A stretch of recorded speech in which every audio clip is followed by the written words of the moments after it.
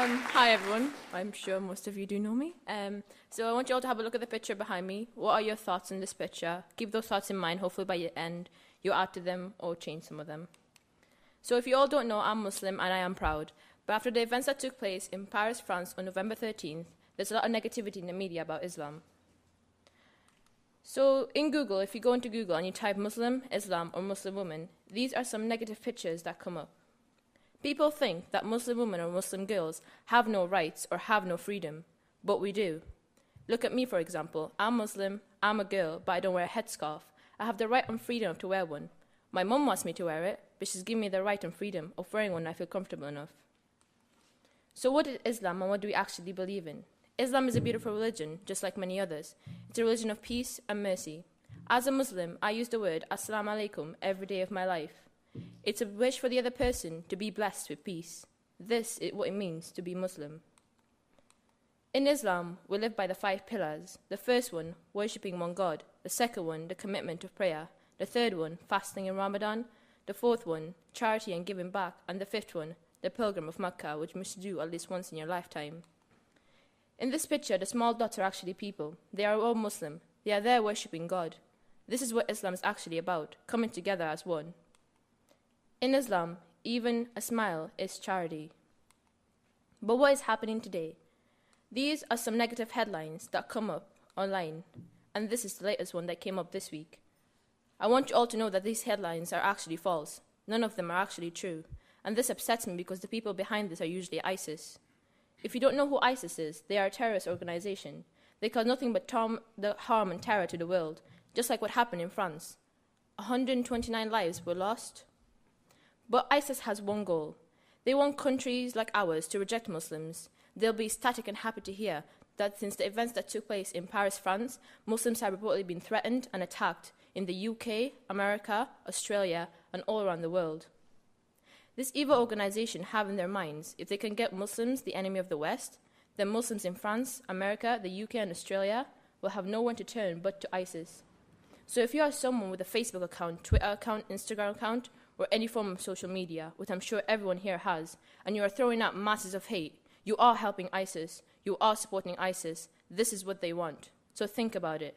Do you want to be the person helping a terrorist organization?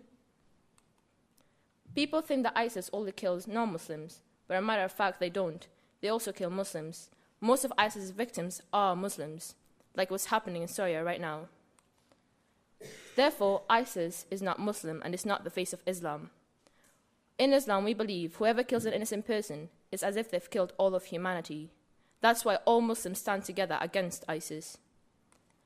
Therefore, terrorism has no religion, and terrorism is not the face of Islam. I had people come to me in school this week and last week telling me because I'm Muslim, I am a terrorist, and this is something I go through every day of my life, and it's become worse since what happened in France. But how has this affected Muslims around the world? If you haven't heard, on November 15th, a man pushes a Muslim woman into an oncoming underground train in London. Why? Because she was wearing a headscarf and she was Muslim. Imagine if you're that woman, having to wake up every day and walk out your door knowing you will get attacked and threatened for doing what you believe. People also have this idea that refugees and immigrants are stealing the jobs, but they are not. Take my dad as an example. He's a doctor, and he's Muslim, and he's successful. He saves lives every day. He could have saved one of your relatives. People always think that refugees from Syria, I've seen this on Facebook, close the borders, they are ISIS, they're coming to destroy our country. For a matter of fact, ISIS took over their country. ISIS killed their loved ones. ISIS destroyed their homes. So how would you feel if that was you? Sitting at home, bombs going off, people dying. There's children who are coming into the UK with no families. So how would you feel if that was you in my situation? I have a 7-year-old sister. She came home from school last Monday, crying. When I asked why, she said to me, people are blaming me in school for the Paris attacks. She said, I don't want to go back. I have a brother in year 7. He got bullied last week. People are telling him, your religion is killing people. This is something I have to go through every day. People link us to terrorism, but we are not terrorists. They have hijacked our religion and used it against us. I was in Tesco's just last week. I walked in. The guy was like, these are the people we want out of our country. these are people you don't want around. So imagine if that was you coming into my country and I'm treating you this way. How would you feel? So what can we do about it? We can learn about each other's religions and cultures. We can stop making assumptions. We can be fair to one another. And remember, when you tell someone you are a terrorist because of your religion, it's a hate crime, and you have to report it once you view it. My name is Isra Muhammad. I am Muslim, and I am not a terrorist. Thank you.